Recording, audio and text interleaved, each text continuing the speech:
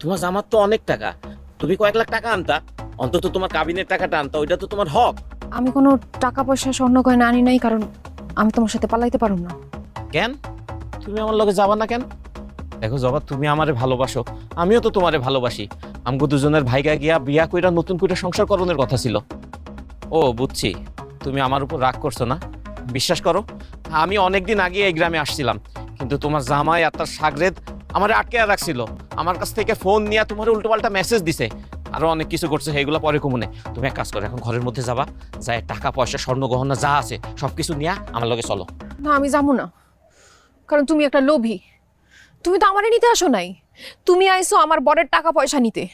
বিয়ের আগের থেকে বিয়ের পর পর্যন্ত তোমার আমি কতবার চেষ্টা করছি বলার যে আমার এসে নিয়ে যাও, আমার এসে নিয়ে যাও, যে তুমি অনেক অজুহাত দেখাইছো, তুমি আমারে নিতে আসো নাই। আর এখন কেন আইছো? জবা, তুমি আমার ভুল বুঝতেছো। আমি কোনো ভুল বুঝতেছি না। দেখো, আমার বিয়ে হয়ে গেছে আসিফ, কলিমা পয়রা মুরব্বীদের সাক্ষী রেখে আমি বিয়ে করছি। আমি আমার স্বামীর রেখে কোথাও যাইতে পারবো না।